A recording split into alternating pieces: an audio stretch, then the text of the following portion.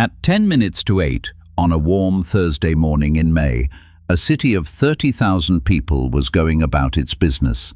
Ships rode at anchor. Church bells were ringing for Ascension Day. By 3 minutes past 8, almost every one of those people was dead.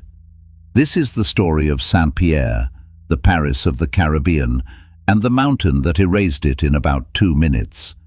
And it is the story of the warnings, day by day, hour by hour, that a whole city was told to ignore. One of the only people who lived through it was locked in a prison cell. Every minute of what follows is real. Saint-Pierre, on the French island of Martinique, sat in the shadow of a green sleeping giant, Mount Pelée. In late April 1902, the giant began to talk in its sleep. Hikers reported puffs of steam near the summit. A thin rain of ash began to dust the northern villages. The air carried the rotten egg smell of sulfur, strong enough in places to tarnish silverware. The people of Saint-Pierre had lived beside the volcano all their lives. It had grumbled before, and it had always gone back to sleep. So the cafes stayed full, the harbour stayed busy, and the city carried on. By the 2nd of May, the mountain was no longer whispering. Explosions rattled windows in the night. Ash fell on Saint-Pierre itself now, coating rooftops and streets in ghostly grey. Birds dropped dead from the trees. And then the mountain's other residents began to move. Insects and snakes poured down the slopes and into the plantations and streets, including the fer de lance, one of the deadliest vipers in the Americas. Accounts from those days tell of dozens of people and hundreds of animals dying from snakebite alone. The animals were evacuating, the people were not. On the 5th of May, the mountain drew blood on a larger scale. A wall of boiling mud and water tore down the valley of the Rivière Blanche and buried a sugar works near the coast, killing dozens of workers in seconds, by some counts, well over 100. When the mud hit the sea, the water pulled back and returned as a small tsunami that flooded the low streets of Saint-Pierre. Now people were frightened. Some families packed to leave. But an election was coming on the 11th of May, and officials wanted calm, not empty streets. Leaving was, by many later accounts, quietly discouraged. This is the part that history cannot forgive. A commission appointed by the governor examined the volcano and concluded that Saint-Pierre had nothing to fear, that the danger, if any, belonged to the valleys, not the city. The local paper printed reassurance. The governor himself, Louis Moutet, travelled into Saint-Pierre with his wife to calm the population by his presence. And so, instead of emptying, the city filled. Refugees from the villages on the mountain's flanks streamed in, sleeping in courtyards and churches. Out in the harbour, at least one ship's captain trusted his eyes over the official word.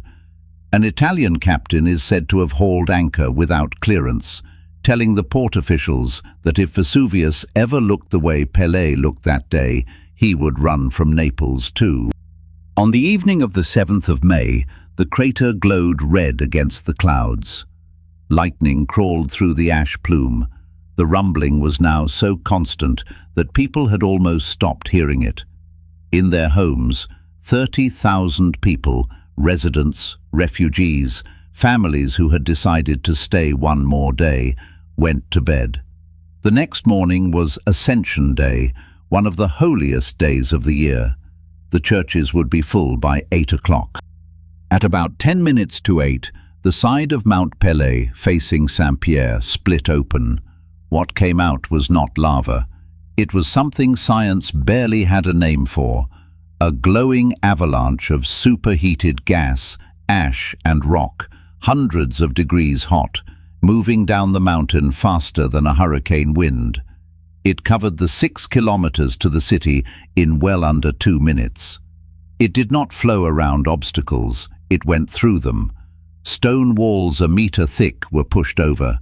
The cathedral, full of worshippers, collapsed on them.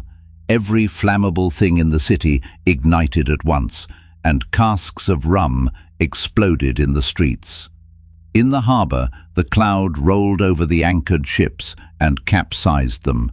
The steamer Roraima, which had arrived that very morning, burned with most of her passengers and crew. A clock on the wall of the military hospital stopped just before 8. In about the time it took you to hear this chapter, somewhere close to 30,000 people died. When rescuers finally picked their way into the smoking ruin, they found a silence almost total. In the whole city, only a handful of human beings had survived the cloud, by most accounts just 2. One was a shoemaker at the edge of town, burned but alive. The other was a prisoner. Ludger Silbaris had spent that night locked in the town jail's punishment cell, a squat stone box, half underground, with one narrow grating in its door, facing away from the mountain. The thing that was meant to be his misery became the only room in Saint-Pierre built well enough to keep death out. He was found days later, terribly burned, still waiting for a jailer who no longer existed. He was pardoned, and he spent years touring with the Barnum and Bailey circus, billed as the man who lived through doomsday, telling the world, night after night, what a city sounds like when it ends. The election Saint-Pierre stayed to vote in never happened. The city was never truly rebuilt. Today, a town of about 4,000 people lives among the ruins. But those 2 minutes changed science forever. The glowing cloud that killed Saint-Pierre was studied, named, and became the founding case of modern volcanology, the reason scientists watch restless mountains so closely, and the reason whole towns are now evacuated on far smaller warnings. And here is the ending no one expects. Mount Pelée is stirring again. Since 2019 it has produced hundreds of small earthquakes, and it sits under an official yellow alert to this day, this time with every instrument on Earth listening. If you were told your mountain was safe, would you trust it? If stories like this one belong in your evenings, subscribe. The Curiosity Vault opens a new mystery every day.